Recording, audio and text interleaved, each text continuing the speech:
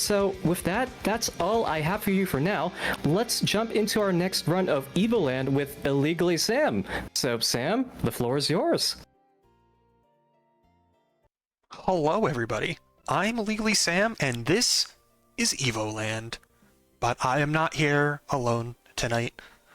On this fine evening, I am joined here by... It's me, CMM, or Clay. You might as well be alone, but I am here. But it's dangerous to go alone. Supposedly. But yeah, this is Evoland. I will be showing you the full any percent run of this game for you tonight. And rather than give a synopsis of what to expect from this game, I think this game kind of speaks for itself. So let's just go ahead and hop into things, and you'll get what's going on pretty quickly. So I'll give a countdown, and we can get going. So let's get started in 3, 2, 1, let's go. So yeah, this is Evoland. Keep an eye on the bottom of the screen, and you'll figure out what's happening pretty quick, because you know, now all of a sudden we have sound. We didn't have sound for the first, 10 seconds of the run because we didn't unlock it yet. Because the way this game works is we are unlocking game mechanics and graphical upgrades and sounds and basically everything in the game. We are just unlocking as we go along. Because now we have music. Also, I never unlock sound because I need to have your feet on mute or else I'm going to hear you, and that's going to be confusing. Enjoy it. You don't want to hear me in surround sound? I mean, I'll hear you in about a month in surround sound, that's fine. But yeah, this is very heavily inspired by games such as, Zelda. In a little bit you'll see some Final Fantasy, maybe a few other games in there. And that bat was very uncooperative. That is unfortunate. But that's fine. What was the bat's name again? I don't know if the bat... I forget what the bats are actually called. But yeah, this first area is very dangerous if the enemies are just very, very mean to you with their RNG. And that bat was very mean to me with RNG, and he just kind of flew straight into me while I was trying to avoid him. Because at the beginning of the run here, we haven't unlocked a health bar. There is a save point that I could be unlocking that I normally skip, because it's faster not to save. I like that you have to unlock your defenses. Being poked by something is just, the end of the road at the beginning here. Yep. That's why I always have to, play a game of balance between playing things risky at the beginning or just going all out and, or just playing safe and, making sure I kill any enemy that's in front of me, stuff like that. And you could see what happens when I play things just a little too risky. But thankfully, made it past the bats that time. And those, Octorok things are Octoraks, right? Yes, those are Octoraks. Yeah. But now that we've made it out of that first area, I mentioned how we skip saving. This game auto-saves whenever certain things happen or you move into the next area, stuff like that. So now that we've made it out of the first room, we don't have to worry about game overing and getting sent back to the start of that area again. But now we have random encounters. Yeah, we get the Final Fantasy segment. Yep. So this is actually really bad RNG, because the reason why I'm fighting these enemies is in order to buy the equipment in the next area that I need 250, it's not gil, it's Glis. G-L-I-S. Oh, that's so funny. Okay. I wish it was geese. I wish the currency was geese. Okay. This is... Okay, that was actually pretty good. Whether or not I one-shot these slimes is completely RNG. I needed a max damage roll of 12 in order to one-shot them. But I need 250 money in order to buy all the equipment. There is 50 Glees that I can pick up in the town up ahead, so I only need to kill 4 enemies, but because the encounters are all random, I just have to take whatever the game gives me. If I was doing PB attempts, that is one of the biggest reset points of the run, because bad RNG there can lose you 30 plus seconds if it decides to be mean enough. How mad would it make you and everyone else if I called them Glice instead? I wouldn't care, honestly. Okay, never mind. The easiest way to take Unless the you wind just out of your used sails it. is just... You might have just used some reverse psychology on me, but you know, oh god, the stretching. Yeah, because the people in this town don't like kids, so you just kind of have to fall down a well, eat a random seed, and now we're an adult. And, you know, we can Just that easy. continue things by buying things at the shop. So yeah, you need to buy a sword and some armor so that you can actually get through this bridge up ahead, because if I had unlocked the villagers from one of the chests, there'd be a guy there standing saying, hey, you can't go this way. If I didn't unlock the villagers, so there would have just been a barrel there instead. But either way, I needed to buy that armor in order to progress. It's worth it anyway, because now I do more damage in combat. And with the combat that is present in the rest of the run, if you were somehow able to get past that without buying equipment, you would not have a good time. But now we have our second party member. This is Karis. And you'll notice we have Karis, but we haven't actually told her our name yet. Yeah, this is Clink. All right. But yeah, now we have more random encounters in this cave. The random encounters in this cave are even more random than before, because whether or not I want to fight the enemies or just immediately run away or, you know, somewhere in between depends entirely on which enemies spawn in. Because I don't need to kill any of the enemies in this area, but I still am incentivized to, because that chest I just picked up gave me experience. So now every enemy I defeat in combat is going to give me experience points. I'll be able to level up, you know, standard RPG fare. The ability to experience life and cooking mama later. All right. So yeah, that was a little unfortunate that I got another encounter right there, but it's better to have it happen before I hit the switch than after, because if you thought this run would be just 100% as intended, you are sorely mistaken. There we go. So yeah, I hope get used to that the pause screen, because you're going to be seeing it a lot.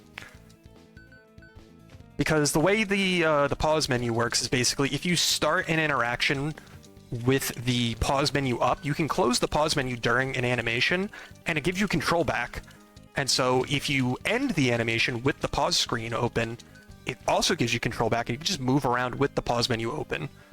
And then later on, we can use that to exit out of animations and skip them entirely by moving around while they're going on.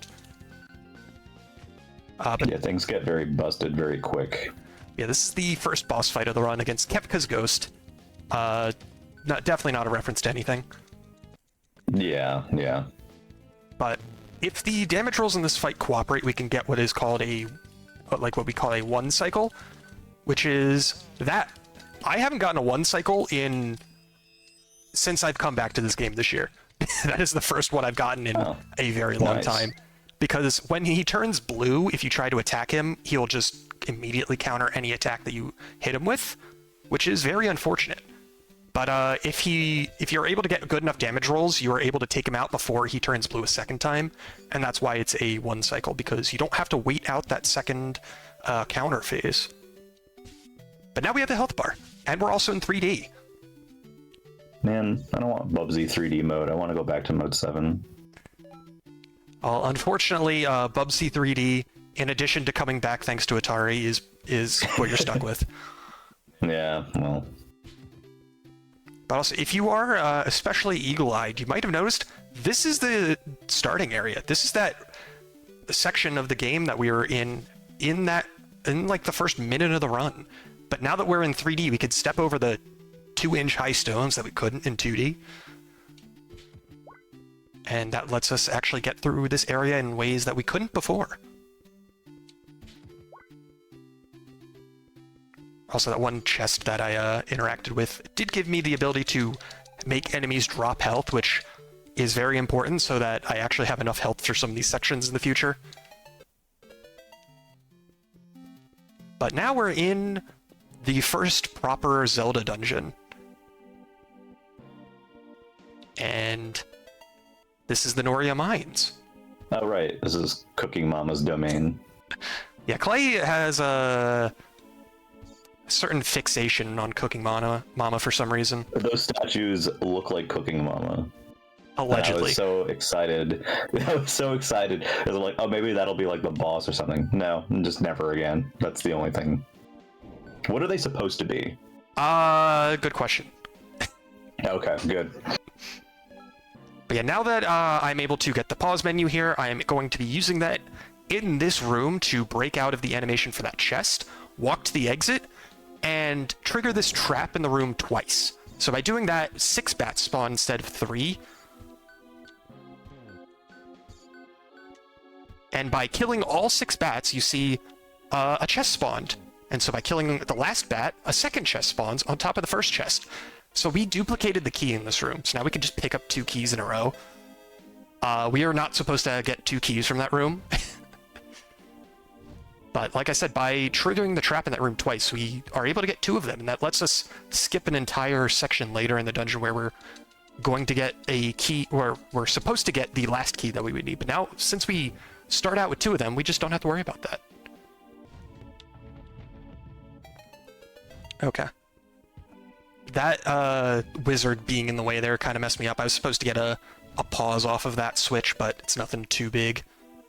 Thankfully, that was just like a small 5-second time save. It is nothing too major. Basically, it would have just let me break out of this chest animation. But yeah, that is the 3rd key that we've picked up when it's only supposed to be the 2nd one normally. So now we can just get through the rest of this dungeon and not have to worry about keys anymore. But you still have to worry about keys, the bats that are not, they're probably not, they're called like Kiss or something, I bet. I think that's what you Voice. made up for them the last time you saw this run. Is it? Okay, I can't even remember. I mean, it's just going to be a letter off, so. Alright. Yeah, all throughout this dungeon we're going to be using the pause menu to get through certain animations and break out of certain cutscenes and all that stuff. And it is very important for some rooms, like this room right here. Because this room, when we come up to the exit down here, it's gonna try to trap us. It's gonna close the door behind us. But yeah, we just don't do that. We just leave instead. So the reason why that room is specifically so important is because in that room it would spawn 2 skeletons that we would have to fight.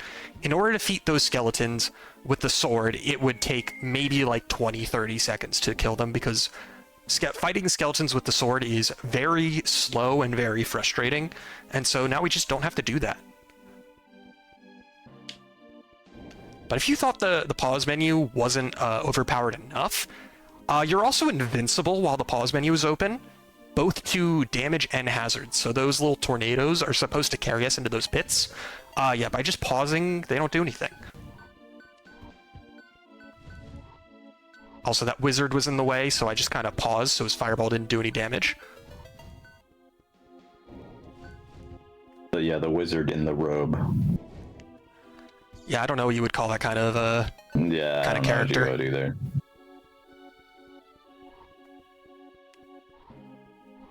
Alright. Just go around Karis while she's trying to talk to us.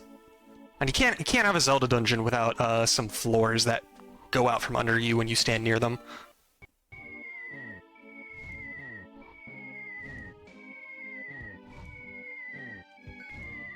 Alright, Clay, I think your alarm clock's going off. Probably will in about 9 minutes, too. Yeah, that is the low health sound, which sounds suspiciously like an alarm clock. There is a reason that we are at 0 health, I swear. It wasn't just for laughs and giggles. That is because this is the boss key, which opens a door that has a very unfamiliar symbol on the door. Yeah.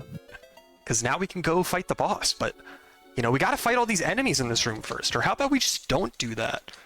Because for some reason, there are no autosave points in that entire dungeon until the boss key.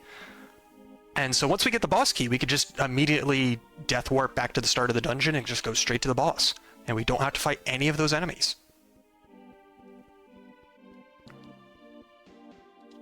All right, but this is the boss fight, not against Cooking Mama, much to your chagrin. No, and I'm upset.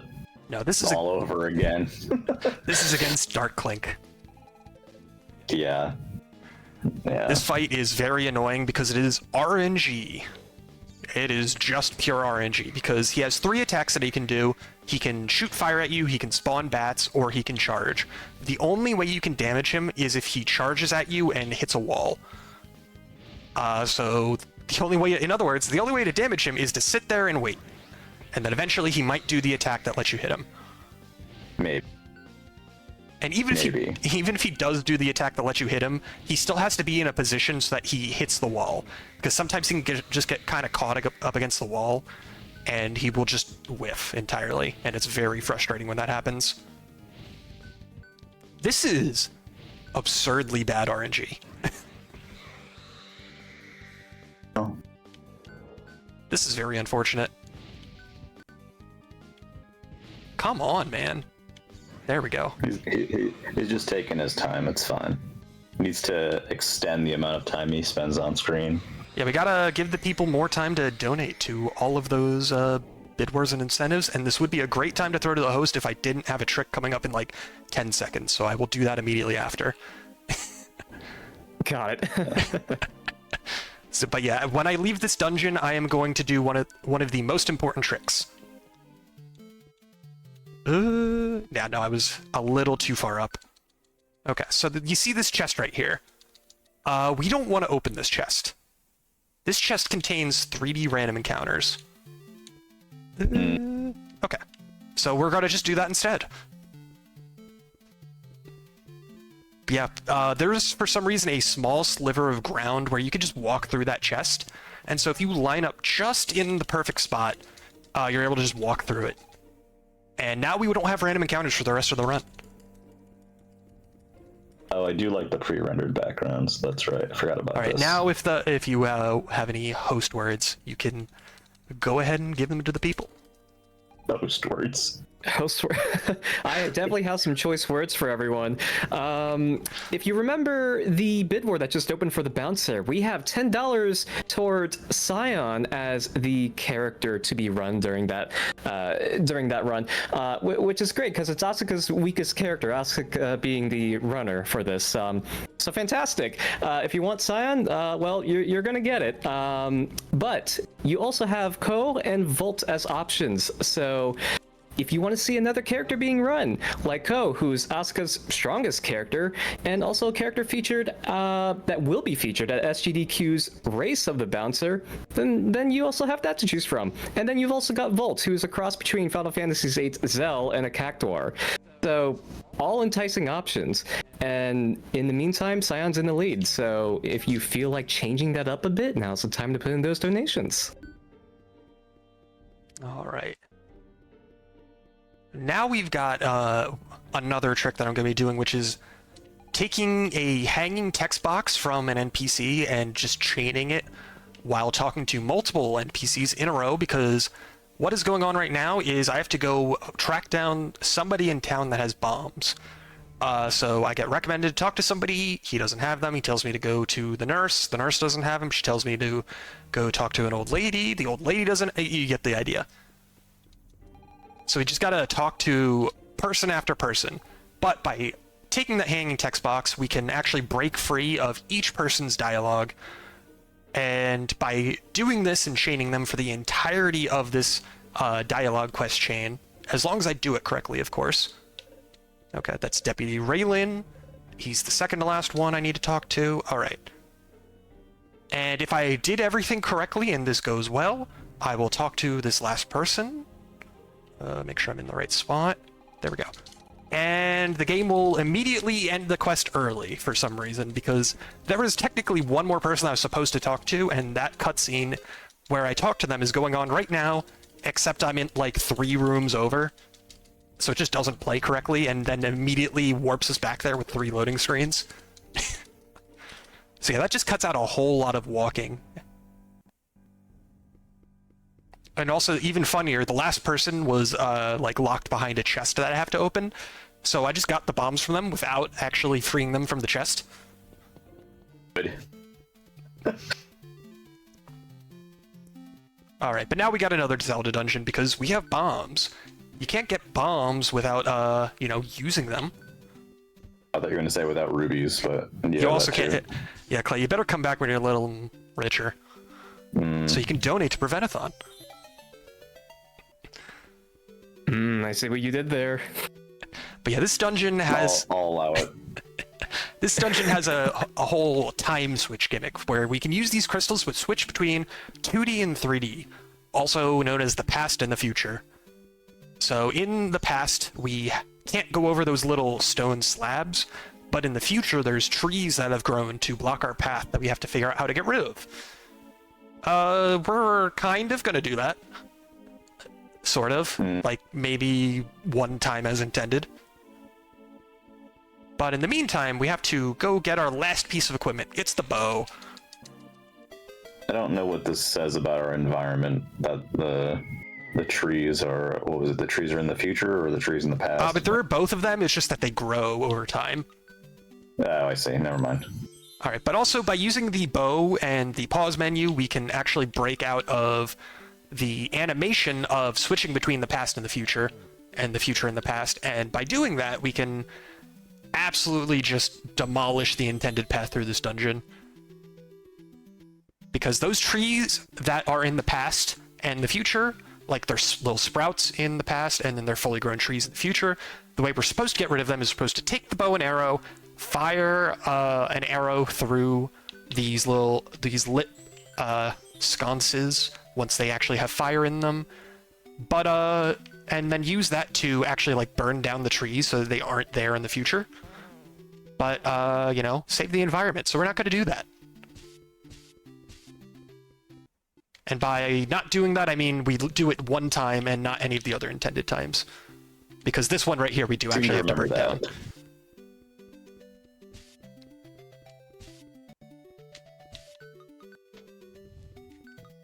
No, there's the alarm. Oops. Alright, so yeah, we have to do a little puzzle with the bow and arrow and these lit torches down here in the corner. Fun fact, if you do this puzzle in a specific order with specific timing, you will crash the game. Because if you try to switch back to the future while a tree is like in the middle of burning down, the game doesn't like that. Also, we could just shoot around that statue and just completely ignore an entire other puzzle that we're supposed to do.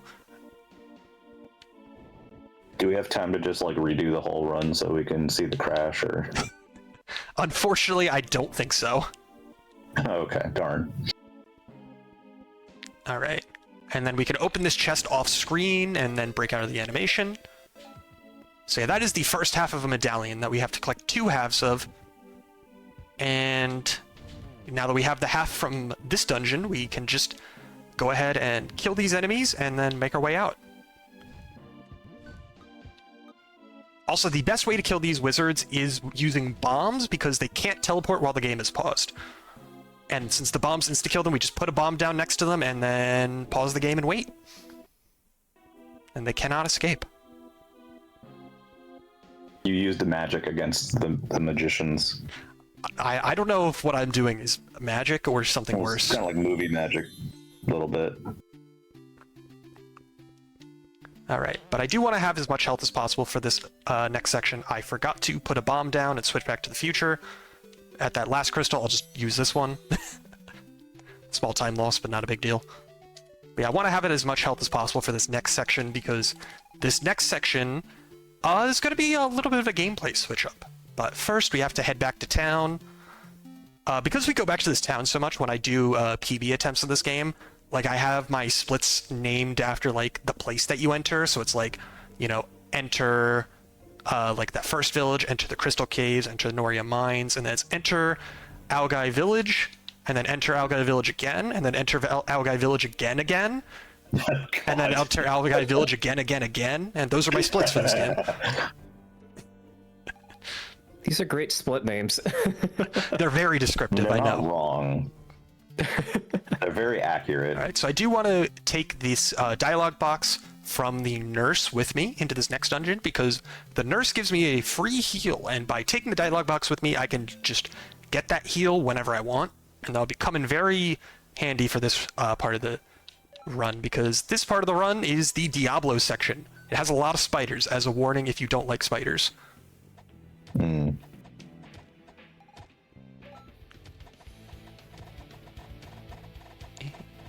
See, I don't like them, but I get satisfaction There we go. out of you defeating them. Well, I don't fight them, actually. I run past every single one of them. Yeah, well, if you're playing this game correctly, you'd be defeating them all for me. Yes, so the way this section is, it's a Diablo section. We pick Karis because she has a 3-hit combo, where the 3rd hit does damage twice for some reason because it's bugged. And so when we come up to the boss later, that will be very useful. And there's also a couple specific chests that we have to open up, because if we don't, the game will not be happy. You know it's not bugged? The spiders, because they're not bugs. Yes, they are arachnid. But yeah, now we're just running past the rest of these enemies to the end of the dungeon. So, Curry, if you have anything else you want to say, go ahead. Sure thing.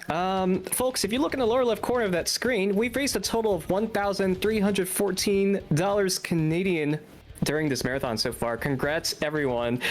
Hold on a second, Canadian dollars, but I don't live in Canada. That's right, Prevent-A-Thon 5 is in support of Little Warriors, a Canadian-based charity. Your donations are processed in Canadian dollars, or CAD, but if you live in a different country, your donations will automatically be converted for you. To see a recent rate of exchange for US dollars and or British pounds, you can type !rate into the chat. So, any donations that you might want to make, don't worry about those conversion factors, we've got it handled on our end. Alright, now we have reached the boss of the Diablo section. He doesn't know how to pathfind properly, so if you just stand on the other side of these tombstones, he just can't hit you correctly. He can hit you through it, but not with all of his attacks. And so we can just stand on the other side and wail on him until we win. And like I mentioned, the 3rd hit of the 3-hit combo hits him twice. So yeah, we just sit here and just keep attacking until we take him out. Is his name Diablo? No. Is he the Diablo? No, okay. What is his name? I don't remember. No. But these okay. are the I'm dungeon is called the Ruins of Sarudnak. So maybe that's his name. Yeah, it's his entire ruined property with all these bugs and skeletons. Yeah, we're actually we're speculating his real estate. That's why we're here. All right, but thankfully we could just take a portal back to town, buy a few potions for this part coming up next, and talk to our friend here one more time to get his text box. Because now that we have both halves of the medallion, we can go find the big bad. See, I talk to you to get your text boxes. I drag your text box that has a pun in it to the next victim, and then I let it loose. Now, Clay, I'm curious, do you remember the name of the big bad in this game? Only because I saw you practicing. So, yeah, I won't spoil it for everyone else. Well, I'm mashing through the text boxes, so I don't know if they'll actually be able to see it in the dialogue, but they'll see in the bottom of the screen when we get to the fact that this is another turn-based fight against the one and only Zephyros. But Karis has an attack spell now. I want it to be Zephyros. I'm just going to put that out there. I mean, it can be whatever you want. I pronounce it Zephyros. All right, but yeah, this fight, we get through phase 1 by doing 200 damage to him. And since Karis actually has an attack spell now, she'll actually be the big damage dealer while Clink will be on healing duty. Because whenever somebody gets below 30 health, I want to use a potion on them so that they don't go down. And I also have to be just a little careful when I do my potion menu, because it is very, very possible to heal Zephyros by accident with a potion. That's awesome. I have done it in a run before. I have not done it in a run in a long time. I don't want to break that streak. I was going to say, let's make it happen. All right, this is very inopportune with these damage ranges, because they're RNG and they are not being nice to me. What is the, do you know the exact range that it can land between? I know that it can go from single digits to 20 plus. Okay, that's quite a range. Yes. And I've gotten a lot of single digit damage this fight so far. Alright, I think I've done enough damage that I can just YOLO the rest of the fight. Yep. Okay. You see, if I was not commentating, I probably would have tried to count the exact damage numbers so that I would know when I could actually stop worrying about healing, but it's more fun to Math talk is about the hard. run. Also, he uses his legally distinct ultimate attack. Yeah, that's right. I forgot about this. Also, you saw that it did 89 damage. It is possible to survive that, and you just need to wait for him to take you out if you don't get taken out by that attack. But speaking of getting taken out by attack, unfortunately, this is the end for Karis. Oh no! It was nice knowing you. Rip. Yeah, I can't imagine who they based Karis off of, like, for them to just kill her off like that. She's just lucky that he didn't have a long pointy sword. I'm just saying. But with Karis' sacrifice, Clink has awakened the power of Babamoot. Sure. We'll go with that. That's what he's called. I know. I just, that is a thing. Yeah, the power of Babamoot instantly takes out any enemy that you're fighting, including Zephyros here. So, yeah, that just ends the fight, and Clink is victorious, but Zephyros has retreated. He has not been defeated for good, so we need to go back to town one last time, which is why we wanted to save that text box, so we could save this pause menu. If we still had the text box we went into that fight, we would have cleared the text box during the fight, but because the A button doesn't clear this pause menu, we can save that until after the fight, and then go back into town and let everyone know what happened, so that they can... Welcome back, Karis. Yeah, she's just on the pause menu, don't worry about it. Not for long, huh? Yeah, but we go back to town, let everyone know what happened. They mourn Karis. We don't care, we just leave. We don't. We definitely don't.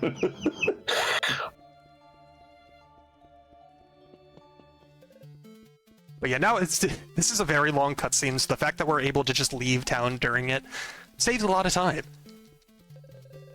A lot of things just conveniently work in this game. It's like they knew. Yeah, I think you're giving them more credit. Too much credit. Yeah. But now that we've Who's got the airship? gotten the airship and flown to the mana tree, it's time for the final boss fight against Zephyros. He looks a little different now.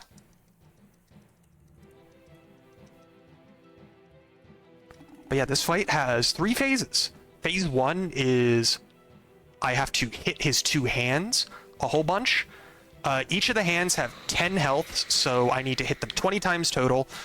And I can take the hands out in 4 attack cycles each, because I can do up to 3 hits per cycle. And so ideally... This is just... Sorry, I was just going to say, this is just the egg golem fight. I like to call it the Robo SpongeBob fight from Battle for Bikini Bottom. Oh, yeah, that's fair. Yeah, that's fair. I remember that, yeah.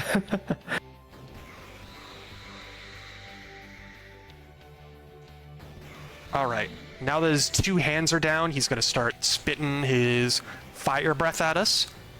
And phase 2 is you have to hit him with this, and then you have to go hit the orb that spits out behind him. The orb has 4 health, so ideally we get through this 2 cycles, but where the orb goes is completely RNG, so we have no control over how close it is to us when we start running around the back of the circle, but thankfully it cooperated that time.